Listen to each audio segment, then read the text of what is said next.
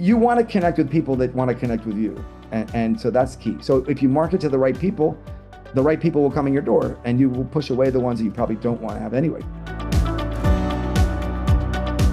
Hello, everyone. Welcome to Beauty and the Biz, where we talk about the business and marketing side of plastic surgery. I'm your host, Catherine Maley, author of Your Aesthetic Practice, What Your Patients Are Saying, as well as consultant to plastic surgeons to get them more patients and more profits. Now, today's special guest is Dr. Michael Salzhauer. Oh, Salzhauer. That's why they call me Dr. Miami. Don't worry. I love the name Dr. Miami. I'm going to switch over to that. So Dr. Miami is a board-certified plastic celebrity surgeon and nose job specialist based in Bay Harbor Islands, Florida. Now, he earned his MD from Washington University in St. Louis, Missouri, his residency training at Mount Sinai for general surgery, and then Jackson Memorial in Miami for plastic surgery. And then he did additional plastic surgery training at Cleveland Clinic in Weston, Florida. Right, that was my aesthetic training, correct? Yes, but Dr. Salzhauer isn't your typical surgeon. Miami. What sets Dr. Miami apart from the competition is his bold use of media to grab lots of attention. So from posting live surgeries on Snapchat to hosting his own reality show on WeTV, authoring a children's book called My Beautiful Mommy, releasing a Billboard charting dance single, and even launching viral apps like iSurgeon, he's built a brand that educates, entertains, and normalizes the cosmetic patient journey.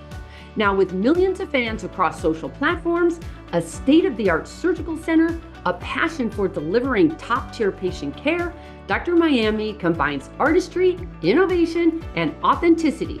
And he's here today to tell us how he uses media to stand out in a crowded marketplace.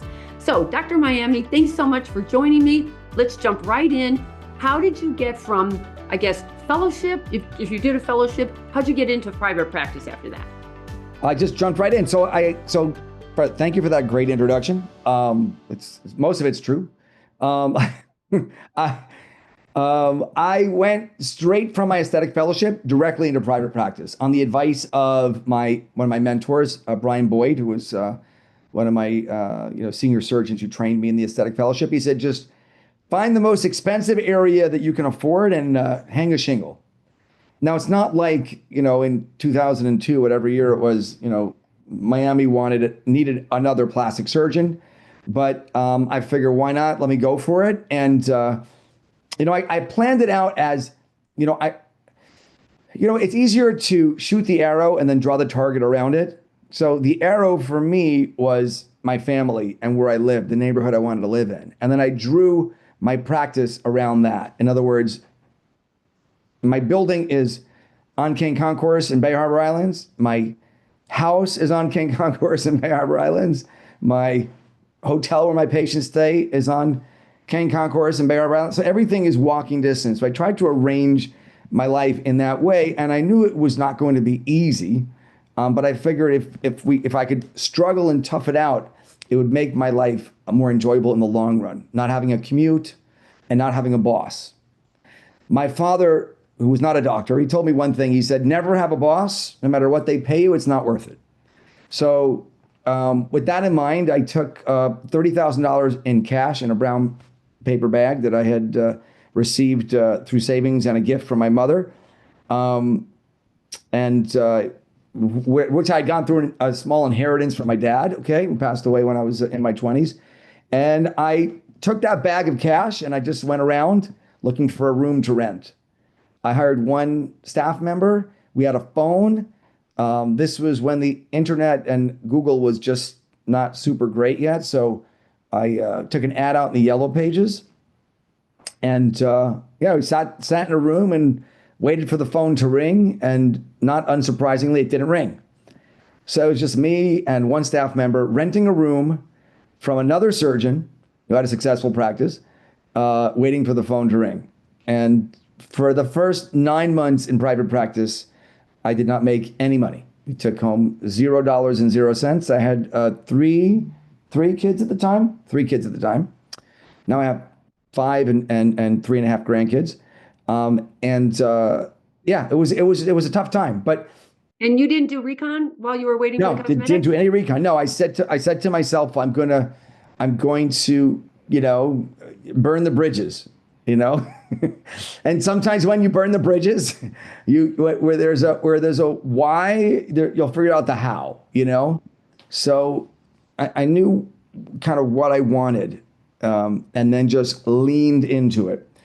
So you know, part of like rushing through training and rushing through medical school is that you finish young. But when you finish young, if you go into cosmetic surgery, that's actually a little bit of a handicap because, and I had trained on doing facelifts and that sort of thing. But nobody who's 60 years old is going to give $20,000 to a fresh baby faced 32-year-old kid straight out of training. So it makes it a harder sell the younger you are. Okay, so that's one of the ironies that I figured out very fast.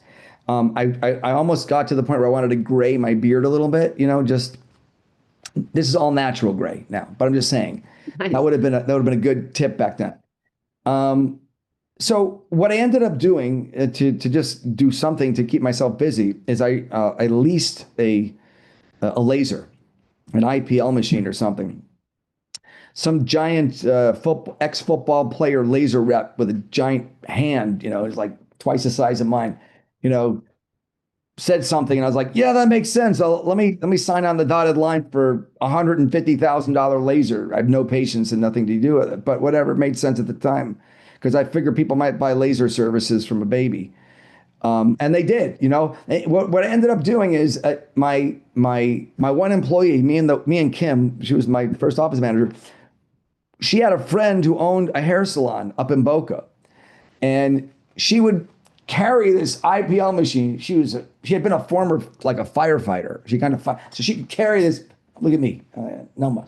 She would carry this thing into the trunk of her car, put it there, and we drive up to this salon in Boca where they give us a back room, and then the manager would try to like swoop in some Botox and hair removal and IPL treatments in the back, and that was the start of the practice. Now, I really wanted to do facelifts and rhinoplasties and stuff like that. So after renting a room for a few months in this other surgeon's place, I try to look for a more established location of my own.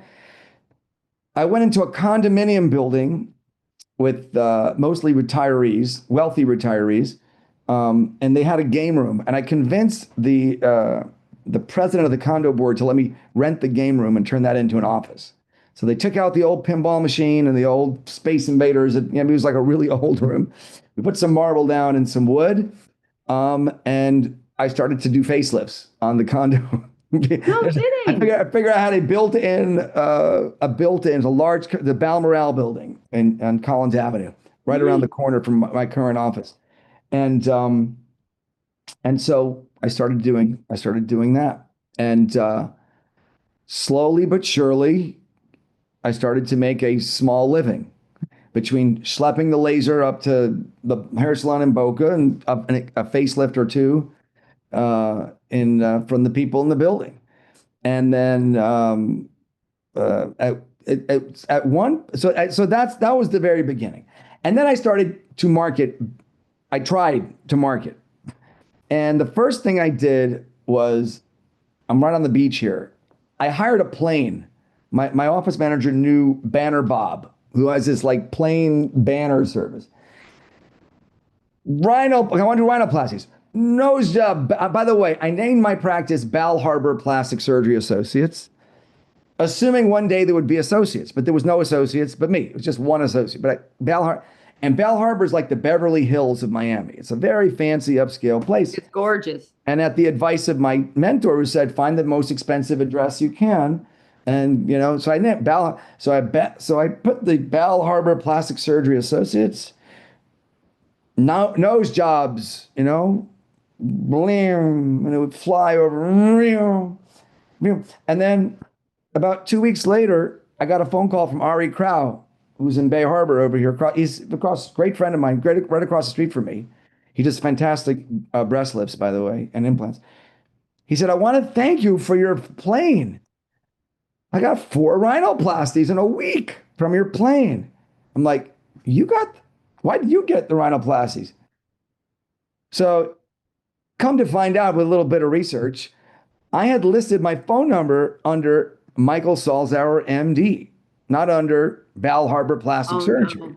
So in those days, people called 411, Yep. for information. And the lady on the phone, the 411 lady would say, I don't have any Bal Harbour Plastic Surgery. I got a guy in Bay Harbor Islands over here, Ari Grau, Bay Harbor Plastic Surgery. So that was a lesson learned. Your first marketing strategy was an airplane. That's amazing. Usually Failed. people start out with an ad. Well, no, my first thing was the Yellow Pages ad. Yeah. But the Yellow Page is only printed once a year or whatever it's printed. So I put my money in for the Yellow Pages ad, but I had to wait for the Yellow Pages to come out. Okay. So I didn't have enough money for a radio ad. They try to hook you up for like 6 months and 10 grand. Television was way out of budget. What was in budget? My office manager's friend, Banner Bob. Gotcha. So do what you do. You do what you can, other than literally guerrilla marketing, going through the condo and just asking people if they want a surgery. And then I started again that first year, second year. I don't know who told me or who gave me the advice specifically, but it was an older doctor who said, if you focus on just doing the surgeries you like to do and attracting the patients you like to operate on, you will be much, much happier. Yep. So I sat down and I thought to myself, what surgeries do I like to do? What kind of patients do I like to operate on? And that was like, it was like a constant tape playing in the back of my mind. What do you like to do? And what kind of patients do you want to operate on? And then I started devouring books on marketing. There aren't that many on plastic surgery marketing, but there's tons of general marketing books, tons. And not only was I obsessed with reading books on marketing, I made my staff read them too. We called it Bal Harbor University. Nice. And we had binders and we had a book club, and every staff member had to read. We all had to read a book, and one staff member had to summarize it and present it to the rest of the team. And we did that for years. And I wouldn't say we started that the second or third year into practice, but maybe the fifth or sixth year into practice. We started that because it occurred to me that my team is an extension of me, and I'm only as good as my team. Yeah. Doesn't matter how good I think I am. My team is an extension of me, and you can try to find and hire people that are ready-made, finished products, but they're not that many, and they're expensive. But when you're building from scratch, you got to use the people that you have around you, and if you believe in them and you believe that they're smart enough to like pick up stuff and you invest the time, you'll have an amazing team around you. And that's what I started to do. I would say between my 5th and 10th year into practice.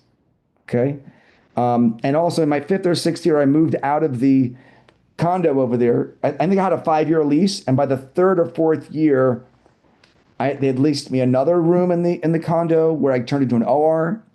I'm a big believer in having your own OR. I'm a big believer in having your own operating room, because the Achilles heel for a cosmetic practice is your revision surgery. Every single surgeon I know needs to revise 5 to 15% of his cases. Some small revisions, some big revisions.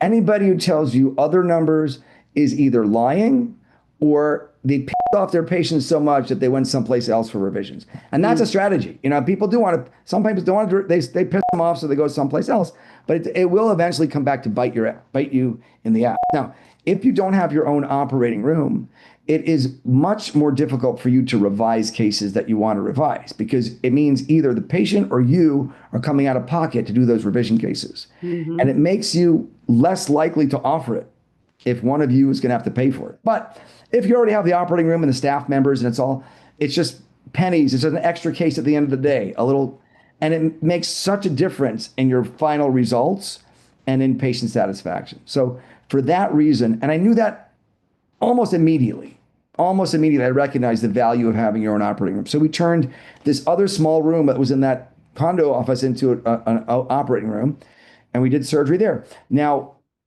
in anticipation of the lease expiring in a few years ahead of time, I asked the condo board if I could use the basement. They had like 10,000 square feet of unused basement space. If I could turn that. And the condo president, who I had been bribing by giving her free Botox to keep me on my side, said absolutely. But then in these condos, there's always just like condo commandos. There was a revolution, and they threw her out. And once she was out, that's it. They wanted me out. So it was a blessing in disguise because an OBGYN was retiring from the building that I currently own.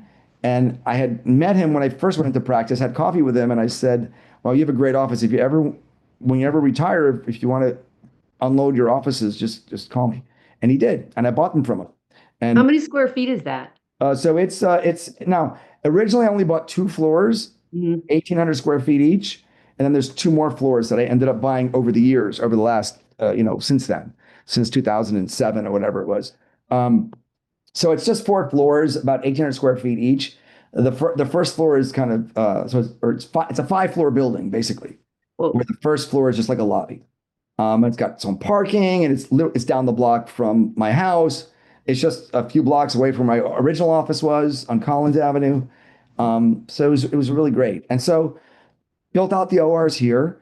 And then again, around that time of that move, I recognized the fact that I was going to have to educate my team, make them like understand how I think and how to turn from being a doctor's office to being more like a Ritz-Carlton service angle. Like in other words, that it's a customer-oriented switch, which is most people in the medical field almost never have to do that, and some of them can't do it.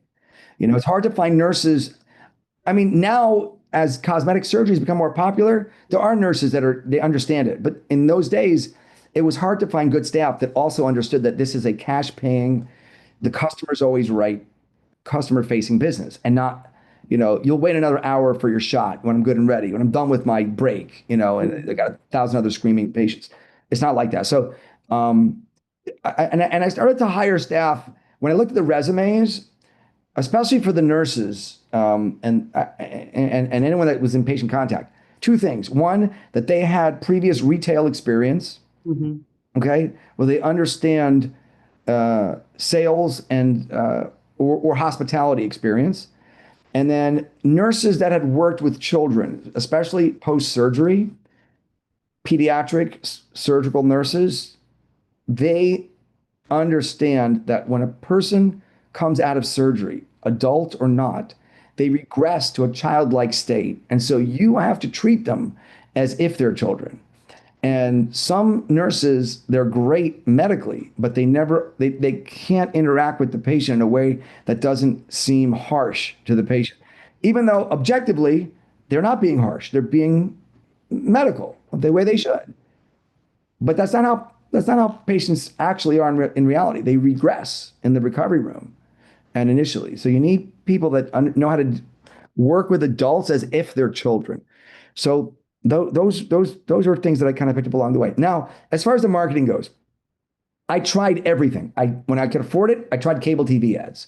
When I could afford it, I had a radio show on the AM radio station every Sunday morning. It was called Nip Talk Radio. When Nip Tuck, the television show, came out, I called it Nip Talk Radio. Had little hats made, and once a week I would answer phone calls from people and whatever shtick I could fix. I just wanted to get the word out there because I understood from reading the marketing books and from my own experience that marketing makes the world go round. You can never be a great surgeon if you don't operate on patients, and you can never operate on patients if there's no patients. And patients, if they don't know who you are or know about you, how are they going to fill your waiting room? You can wait, you can wait till 20 years in practice, and then people come to you kind of by osmosis, or you can, climb up to the highest rooftop and shout your name and say, "Hey, this is what I do." Yeah, and that's what. So once I finished delving through all the marketing books and educating my team about customer service and how to talk to people And the words you should use, you don't say contract, you say paperwork. You don't say consent forms, you say paperwork. You don't say what it You don't say costs. pain, you say You don't say discomfort. discomfort. You don't say cost. You say investment. All the little things that make the difference in sales. You don't say, you don't say when do you want your appointment. You say would you prefer Tuesday? Would you prefer Thursday? Well, you don't say what time of day. You say you want the morning, you want the afternoon. You give them two options, and both options you win. Would you like to win this way? You like to win that way. There's no like open-ended questions, like, do you want to have surgery? No, it's when do you want to have surgery? Next month or the month after?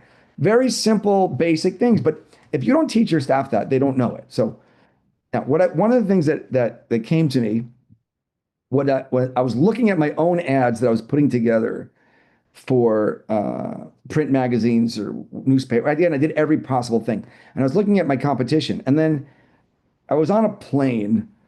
Coming back from New York, and in the in-flight magazine there was a I've thing seen you called, on the plane. you see me on the plane. No, wait. Let me tell you something. No, world's best doctors. Let me tell you something. World's best doctors. I'm looking at it as it world's best plastic surgeons, world's best orthopedic surgeons, and then like a lightning bolt, it hit me. The problem, twofold, two things that were wrong with my advertising and wrong with that advertising. One, I'm advertising to myself instead of to my patients. And two, the advertisements that I saw from other plastic surgeons were very general. A palm tree, a guy in a white coat, and then a list of procedures. Tummy tuck, facelift, nose job, penis extension, vaginoplasty, Botox, everything. I'm the plastic surgeon, everything for everyone. Yep. It is impossible to advertise. And I'm the greatest, and I'm the best, and nothing. Forget the I'm the greatest, I'm the best. That, of course I'm the great. Otherwise, why would I even put an ad? Of course I'm the greatest and the best, right? Everybody says that about themselves. No, but think about it like this. You do not sell Lululemon exercise pants the same way you sell Bud Light beer, or you sell Coors Light beer, or any beer. You think about your target audience and you speak to them directly. Now, if you want to advertise for facelifts, that's a very different demographic than an 18-year-old that wants a boob job, or a 24-year-old that wants a BBL, or a 36-year-old that wants a mommy makeover. Those are completely different mindsets, completely different. How they look at the world is completely different. And of course, men look at the world completely different. If you're selling to a man, you want humor. That's how they sell beer. And it occurred to me just by watching TV and seeing the ads. Okay, I can see just by the color and the music who the demographic is. They're trying to appeal to moms between the ages of this age and that. They're trying to appeal to older people that need Depends diapers. They're trying to appeal to a guy who wants to buy a car. And so all the plastic surgery ads were these ads that were like a shotgun, spraying the whole market. Hello there. Quick pause to ask you if you have gaps in your practice draining your time, profits, and peace of mind. If so, I can help you streamline, grow, and take the guesswork out of your practice. Book your practice growth strategy review at katherinemaley.com, and let's turn those gaps into growth. Now, back to the podcast. We call it a cannon, and it's all name recognition, and you can't track it. You don't know anything. It's a cannon. It's a cannon. And then on top of that, the ads that I would put together appealed to me. And in the in-flight magazine, right, when I open up world's greatest orthopedic world's greatest plastic surgeon, I see a guy in a white coat. It says he went to Harvard. He's got a stethoscope. I mean, I haven't used a stethoscope in I don't know how many years, but okay, or I carried one anyway. Used them, but not carried them. If you're a 19-year-old girl that wants a breast implant or wants a nose job, that picture is terrifying. Okay, That picture says blood, hospital, death, sickness, my grandma, everything but what you want to actually convey, which is trust, warmth, safety, simplicity, etc. But it conveys to another surgeon, oh, that's the guy I would use for my surgery. If I were having my breast done, I would use the guy in the white coat that went to Harvard. with the Yeah. stethoscope because I know he's going to be a good surgeon. That's not how people think. People don't think like doctors. They think like themselves. Mm. And you have to meet your market where they are. And you have to start considering how they see the world. And that was the big switch. That was the So big the switch. marketing lesson is you have to get into the discussion that they're having in their heads, and they're Yes. not having your discussion. They're They're having not 50. having your discussion. Mhm. They're not having your discussion. And so a corollary to that is to do this, to be successful, maybe in any customer facing business, no matter no matter how much of a pain in the ass it may be to go to work and to take care of people, you have to really love them. Like you really have to love them. And to love somebody, sometimes you have to kind of love what they love. Mhm. You know what I mean? Like my kids, like I'm 5'7" and I played soccer, and swimming and that kind of, but my kids, my four boys, they're all grown now. They love basketball. They Mhm. love basketball. Are they tall? They're taller than me, but not just they played basketball, but they weren't like great, but they played. That was their sport. And they loved watching the NBA. So of course I bought tickets to the NBA. Now, because I love my kids, so now I love basketball, Yeah. right? It's not okay. So if you think of it like that, if you love your patients and your patients are young moms or your patients are whatever they are, you pick your demographic, you like male peckham. You have to start seeing the world from their perspective and starting to really get into their world, what music they listen to, what cars they drive, where they live, how much they make, what they think about, what's front and center in their world.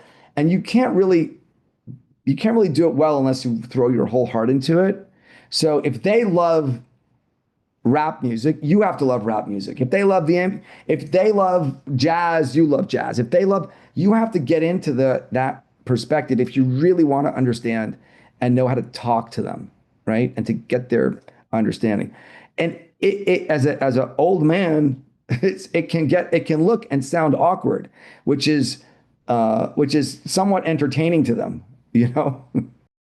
Well, if you keep it funny, they know it's almost a Right, parody. right. You keep it honest. Yeah. Like they know I'm not in the hood. They can see that, but they know, or whatever it is, they know that I'm not 20 years old going to a club. And sometimes a lot of surgeons they'll do that, and it comes off very sleazy. Like I'm a And family creepy. guy. I put it front and center. I got kids. I got grandkids. Mm. I'm married, happily married husband. Like I put all that in there. Yeah.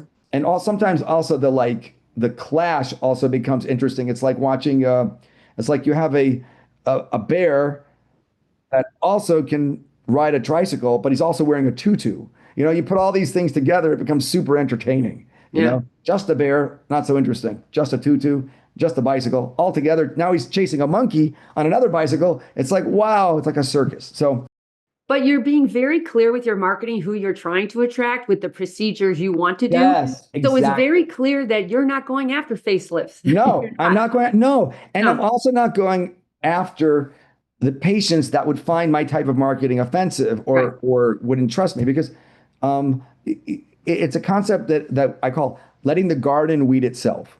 So Hmm. I have millions and millions of people that follow me on social media every day. Hmm. And there are probably twice as many people that would say, I would never let that guy touch me with a In a 10-foot million years. pole. Hmm. Fine. Guess what? The people that don't either get me or where I'm coming from or don't connect with me, I don't want to waste time on free consultations with those people, Yeah. right? We probably won't get along. The patient surgeon connection is like super deep. Yeah. It's not like getting a haircut, it's a lifetime. I tell my wife, I feel like I've adopted 10,000 kids, that's what, and the longer you go on practicing, it's like more and more you're carrying. Because I've had patients call me 20 years later, hey, you give my implants, and now I'm a grandma. What should I do? So you want to connect with people that want to connect with you. And so that's key. So if you market to the right people, the right people will come in your door and you will push away the ones that you probably don't want to have anyway. So I have a very kind of out there sense of humor. Mm. I push the envelope, but I try to know where the line is. And so far, I've been relatively successful at not crossing it. Yeah, I Um, would say it's working for you. If you just go to your Instagram, any little post you do has yeah. over 1,500. Oh, if you go to my TikTok, there's like a random TikTok can have, I'm not kidding, can have 600,000 likes. Oh, crazy. So then let's talk about lead gen because Yeah. when you play the game you're playing, you have gotten the attention of hundreds of thousands of people. Yeah. But you also have a really tight staff. You're not Yes. overloaded with a bunch of No. staff. The only way to make that work, because someone's got to triage all these leads to figure out who's Right. entertained and Right. and interested, who's Right. entertained and actually has a credit card that works. You know, Right. how are you triaging these leads? And I know you're using a lot of automation. You have to be. Yeah. So there's automation involved. In fact, so not to give away too much of a secret, but one of the projects, and this is not a commercial, okay? I'm just, since you asked the question, one of the projects I'm involved in is a company called Bliss Aesthetics, which is Bliss. They're a technology company that basically takes the leads that come in and through questionnaires and also like very talented reps is able to um, filter, qualify leads down to the granularity of what their budget is, where they're located, when they want to have the surgery, the financing, all that stuff. So those leads are brought to me like basically sold, packaged already. And that all that is done with AI and some sophisticated stuff.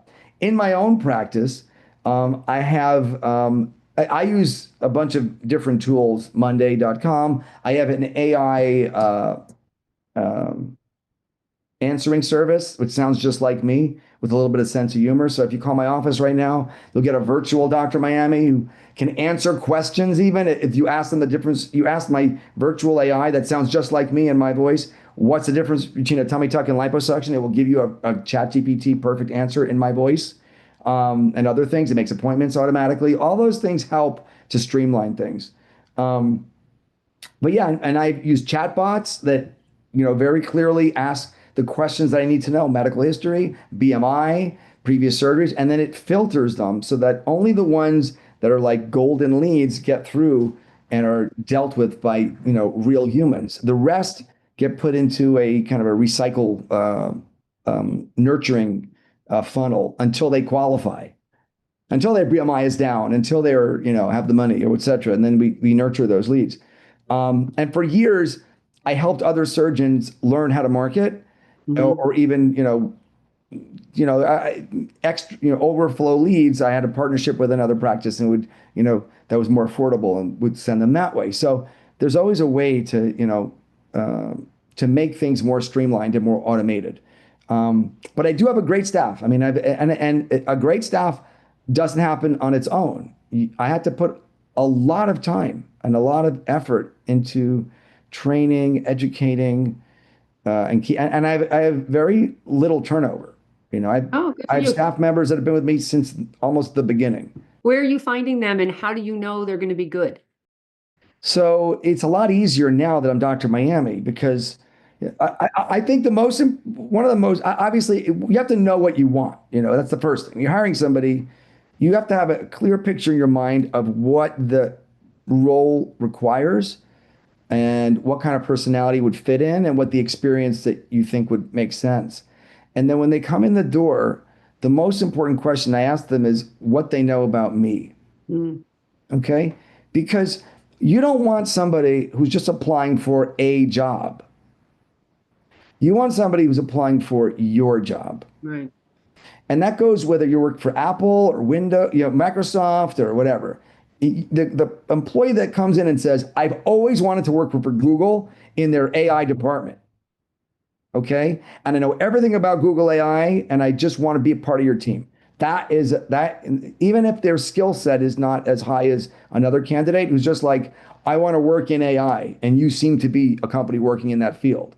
I want to work in aesthetics and this is no, you want an employee that has done some research on your specific company, your practice, your background, and knows the most about you. It doesn't work. It works for me because I'm kind of out there and people know who I am. But I would recommend people asking that question. You know, Do you have any other revenue producers in your practice? and I'm the Starbucks and I'm the coffee. You know, And I'm no like, non-surgical? Are you doing non-surgical? no. I have a CRNA that does injections and stuff, and he just takes it all. I don't take a piece of that. Yeah. Over the years, I've done, like in the beginning, obviously I did a ton of Botox and fillers Yeah. when I was trying to build up my surgical practice.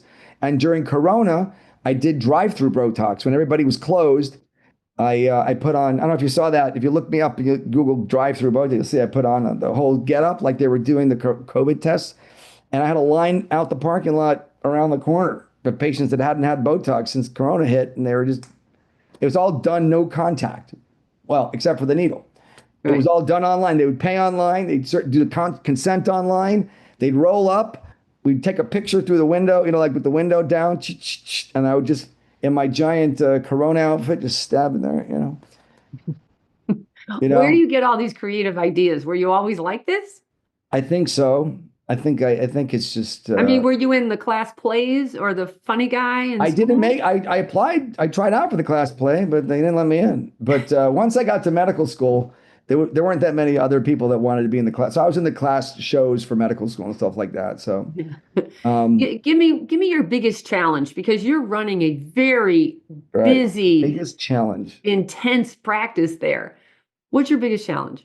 Um, the biggest challenge in any business is systematizing it to the point where I don't know, and I don't know if it's even possible. You always have to pay attention to all the plates that are spinning. If you look away for a second, that plate won't spin anymore. Or that if when the cat's away, the mice play. So the challenge is just being consistent and keeping my pet peeve is having to solve a problem that I've already solved Over and over and over and over. And it feels like because the whole universe has this tendency towards entropy. So like you find a problem, you fix it, it works great for a year or two, and then 1 week somebody forgets to do it, and then nobody notices, and then 2 weeks, and then 3 weeks, you're like, wasn't somebody sending out those post-op recovery packets?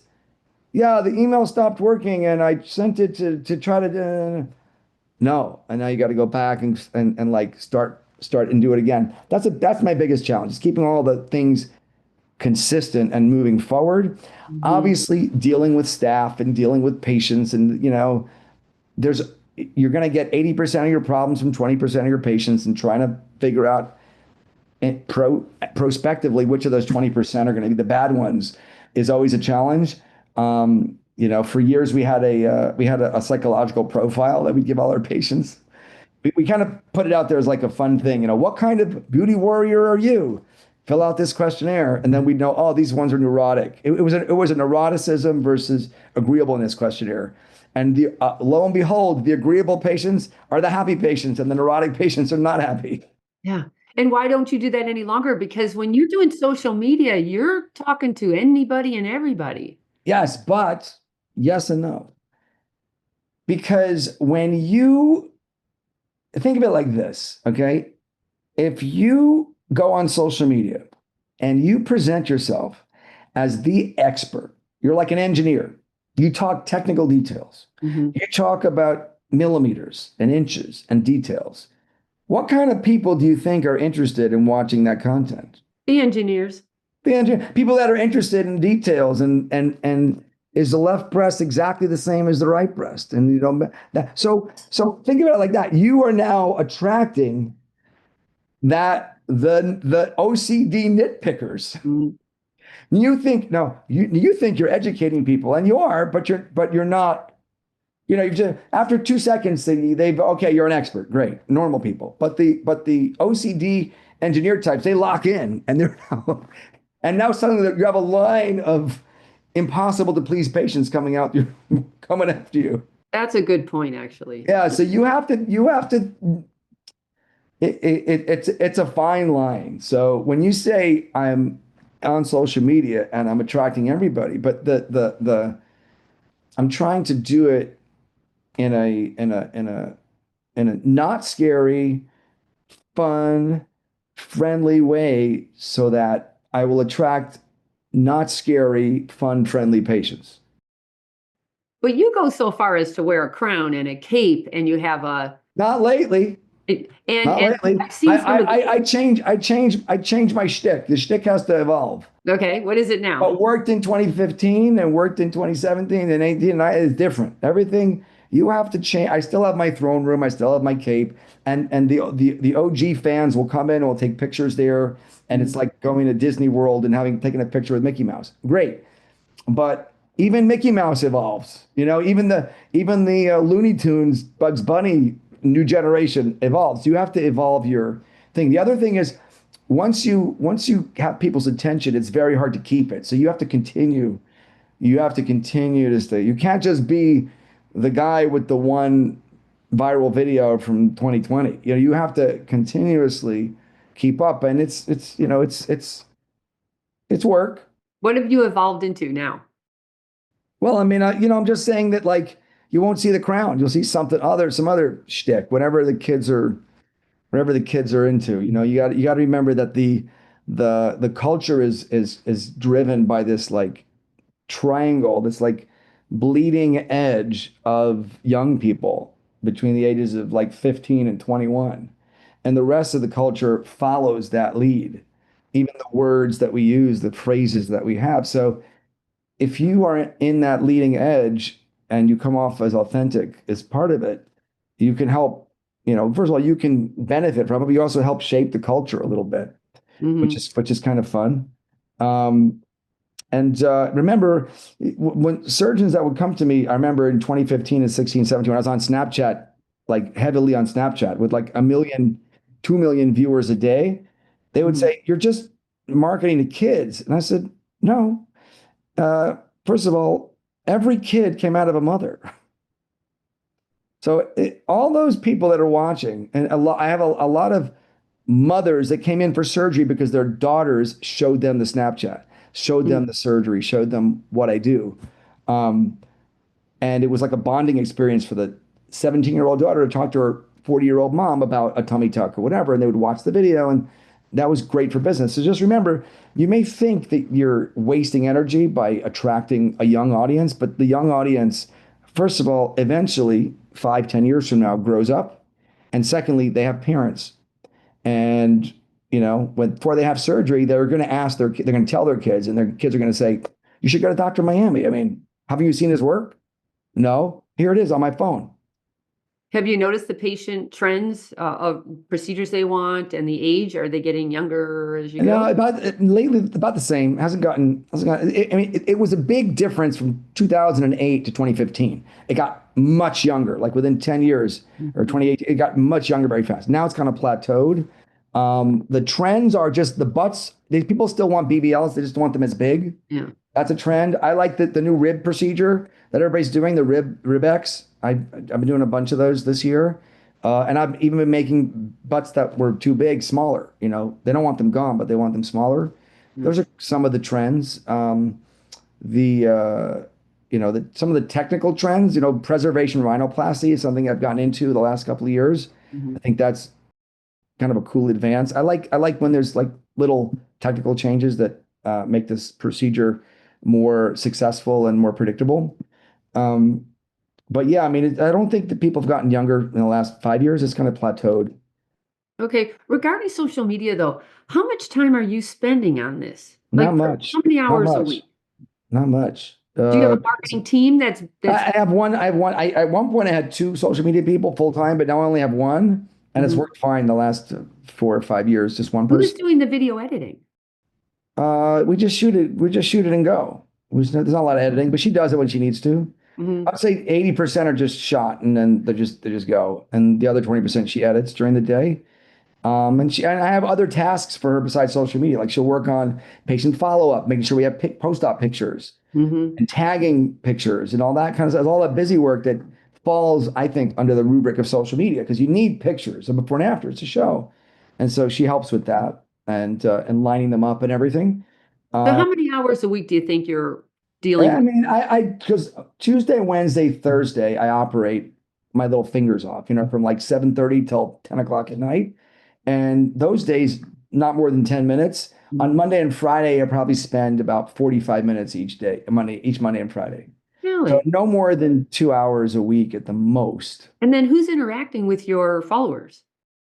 She is. Because that's a time. Wait, yeah, that's kind of assuming, and she's doing it. Yeah, no, that's her job.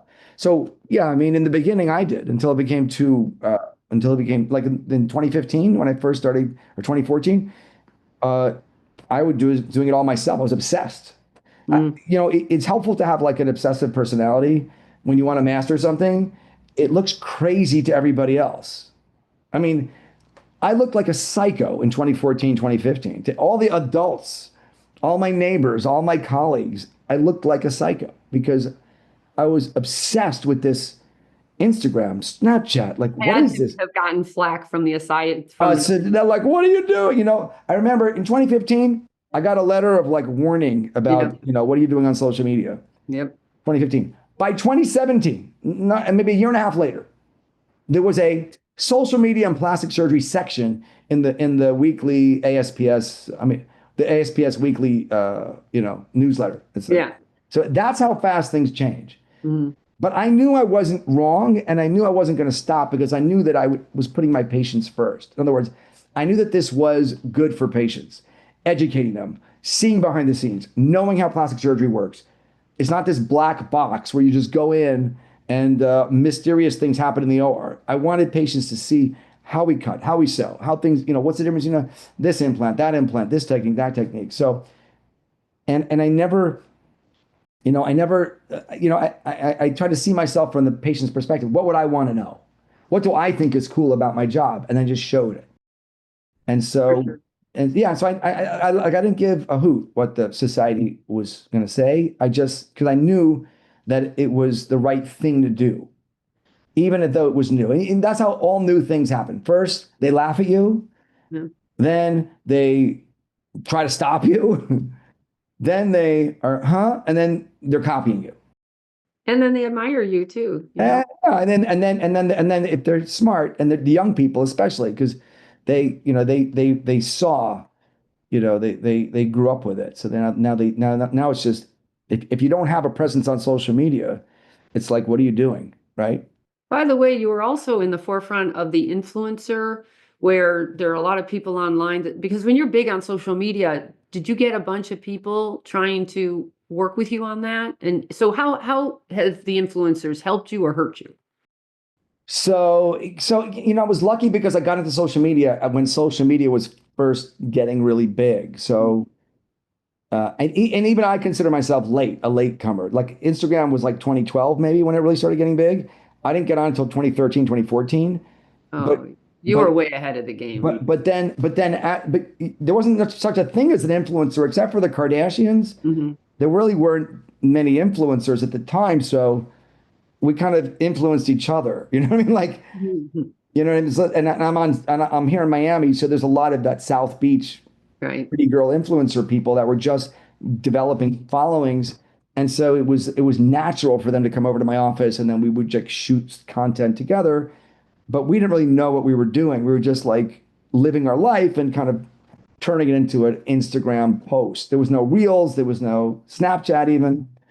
And yeah, so it kind of was natural. And I think I was very lucky about the timing, more than anything else. It wasn't like a grand strategy.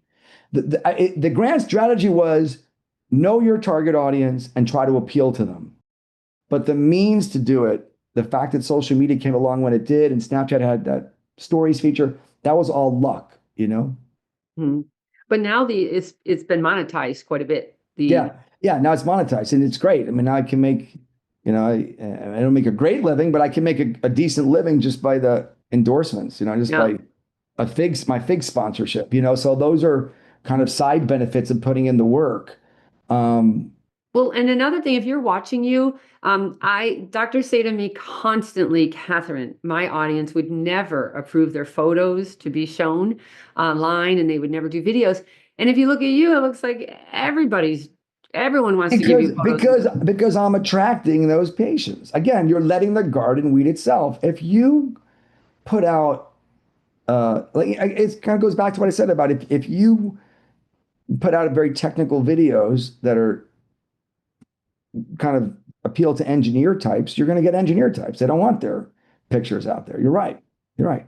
And I think that I also my practice skews younger. You know, I only operate on people 50 and under because I only do these operations that I think are appropriate for 50 and under. I do the mommy makeovers. I do the massive weight loss skin removal surgeries. They're big taxing surgeries that are not for, you know, they're not, it's not a facelift. It's not an eye lift. It's like bigger operations. So my audience skews younger. A lot of them grew up with social media. A lot of them come in and ask to be on social media. They want their before and after pictures shown. They'll come to me with half their video already made. Like, I've already made this before TikTok of my nose or my breast or my tummy tuck. I want to shoot the after with you in the recovery hotel, you know? Wow. And rumor has it you have the world's largest online gallery. Maybe. Seems like it. I don't know Yeah. anybody else has a bigger one, but What do you think? How many photos do you think you have? thousands. Nice. Mhm. Nice. And how are you doing it? Are you just asking? Ask. I ask almost every single one, unless I ask almost every single one. That's the secret, though. That actually it helps when the You doctor asks. That you get have a to ask. get You a yes. have to ask. The doctor has to ask. You can't out. There's certain things you cannot outsource. You know, you can't Mhm. outsource your rhinoplasty. You can't outsource your consent form Right. for social media. You have to look them in the eye and say, look, I, you know, a lot of times I'll feel them out. Some of them, I can tell they want it from the beginning, like before. They want from before, and a lot of them they want to wait to see how the outcome goes. And then I'll say, look, you look at these, you look fantastic. You could inspire so many people. Mm. Do you want me to cover your tattoos or not show your face, or do you want me to tag you on Mhm. social media so everybody knows? And about 50% say, yeah, tag me. I want everybody to know. Right.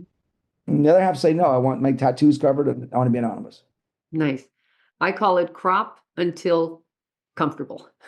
Exactly. Crop until comfortable. That's really, really good. So we're getting down to the wire here. Tell me Yeah. a crazy staff or patient story that you care to share. No, geez. Um, so many.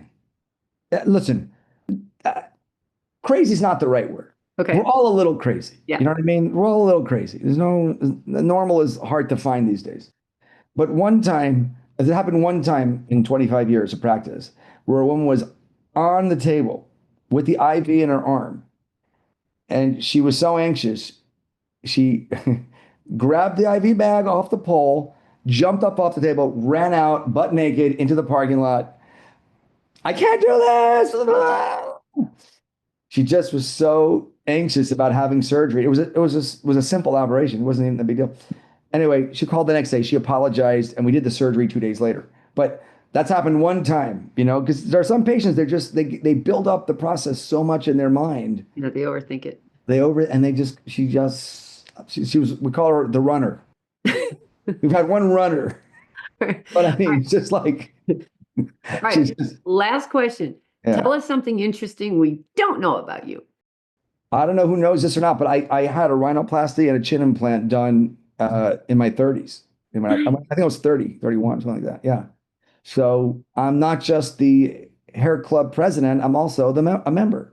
You are the only two doctors, Bosley, you and you are the only two have No, said that. no, because it's like, I think for me, it really helped me both as a doctor in terms of being able to relate to patients. And at least once a week, I bring it up with patients. I'll say, hey, I know how you feel. Like, I also didn't like my nose. I remember not wanting to take pictures. I remember the feeling all through my adolescence. I remember what it feels like to feel insecure about your body, and what a great thing it is to turn a part of yourself that you felt held you back into something that you actually like and you feel is like a plus. Like, when I remember people would say, "You have such a great nose," and I'd be like, "Wow."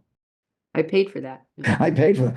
I paid for that. No, it's not about the paying. It's more about the, like, it's like, not only is it what you went from -1 to +1, Yeah.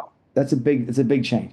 So, and so I have more, I might say, empathy with patients. And also you go through the pain and what the recovery's like. And I remember when I got my chin implant the first week, I was like, it's too big, take it, you know, and going through the whole emotional roller coaster. And I can talk to patients about it and relate to them about it. So I think that is so important that you have the empathy and the compassion for a patient because you've gone through it yourself and you mhm. share that with them, and that adds to your authenticity. I just admire you for having the kahunas Mhm. to do what you want no Mhm. matter what critique you're getting, because I you've gotten some flack, and Yeah, if you focus on the patients, if you can look your patients in the eye and said, I'm doing this, I'm doing the best I can for you. And the other thing is I have no other hobbies. I only have my family. I don't play golf. I don't play tennis. There's nothing like pulling me in another direction. mm, Maybe I'm boring or obsessive, but if you really know that what you're doing is in your patient's best interest and you're trying your very best for them, it's okay. It doesn't matter what anybody else says. right. As long as you're sleeping well at night and your patients are happy and your reviews are good, Exactly, it's all exactly, good. exactly, exactly. And not all your reviews will be good. There's no surgeon on earth that will have 100% good reviews. You're no, no matter how Well, good a they surgeon do you not are, hear me, but they want to have 5.0. And I say, if you have 4.7 and up, you're in good shape. it's If you fine. have 5.0 and you have 300 reviews, that doesn't look very authentic, and I don't believe it. It doesn't look authentic. They know that it doesn't look authentic. Not to say that you should go for bad reviews, but just also, and I would say that's probably one of the biggest challenges of the modern era is trying to deal with negative reviews and trying to not let it get your ego, crush your ego too much and get you down. Because I remember that was the biggest thing for me. It was like somebody put a trocar through my left ventricle. It was like, and sometimes it's like I tried so hard. I don't understand what and especially I'm like a people pleaser. That's kind of why I like the attention. Mm. Oh, you're so great. So when someone says you're not great, you're like, What? What are you yeah, talking about? I'm you kind of great. jump off your building, but Right. you got to hang in there. All right. All right. Anybody, if you wanted to check out Dr. Miami, his website is called therealDrMiami.com. Was Mhm. there an issue with the Yes. original Dr. Yeah. So Miami? so my original Instagram name was Dr. Miami, and then I had what they call a nip slip in one of the before and after pictures where the emoji didn't cover it completely, so they deleted that account. So Instagram at the time, if you were not like a really big celebrity, you never that name was then gone forever. You can never get it back. So I went to That's the one the real issue. Dr. Miami. Yeah, If social you media. scroll way back on my Instagram timeline to Mhm. 2014, 2015, you will see the day 2014, whatever. You'll see the day that my old account was deleted. And it says, I'm starting with these 57 followers from scratch.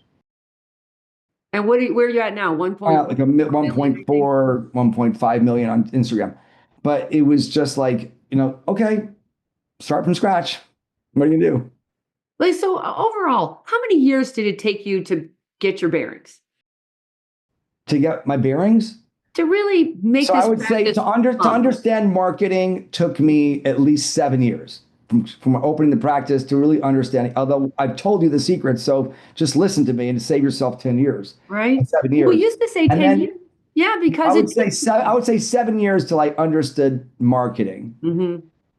I would say another 7 years of working on it till I till it clicked.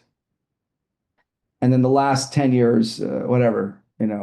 Because that's actually an issue for I interview quite a few of the new people coming out, and they Yeah. think they've, in a year they're good to go, and I think it's going to take you a If minute. they like, I mean, if they're lucky, like I said, some of it's luck and timing, and but for the young surgeons, you really have to get good at surgery before you are shouting your name from the rooftop. Like I'm lucky in a lot of ways because had I tried to do what I did in 2014 and in 2003 or four, I would have probably ended up with a lot of problems because I just wasn't good enough to like That's a good point. handle the volume. You know what I mean? Like it was good that it was a slow build and that I was able to build the practice first, the Mhm. team, the nurses, the customer service before the attention. if the attention comes, if it rains and you have no buckets to catch it, you're just going to get wet. You know what I mean? So you have to have the team in place, the system. And so the timing was very good for me in that way. You know what I love? You must have really good balance because at home, I'll bet nobody cares that you're Dr. Miami. And during the day, everyone thinks you're amazing. And then you get home and you're like, hey, Dad. I come home, at work, I'm the general, and at home, I'm the private, you know? All right. And with that, we're going to call it a day. Thank you so much. I really appreciate your time. I know you're super duper busy. Yeah, I've got 2 patients that are waiting on calls now. All right. Okay. Thank you so much. Everybody, we are going to call it a day. Please do me a favor and subscribe to Beauty in the Biz so we can grow our audience. And if you've got any questions or feedback for me and Dr. Miami, if you'd like, you can leave them on my website at KatherineMaley.com or DM me on Instagram at KatherineMaleyMBA. Thanks so much. We'll talk again soon. The fastest way to success is to model other successful surgeons who have what you want, but you can only see their results, not the path they took to get there. So you continue to jump from one thing to another, hoping to find something that will work for you too. But it rarely does. So try this shortcut instead. It's guaranteed to move you forward. I compiled my intellectual property to grow cosmetic revenues, everything I've gleaned over the years, into one playbook of the most successful practices and what they do to win. Go to cosmeticpracticevault.com and let's grow your cosmetic revenues.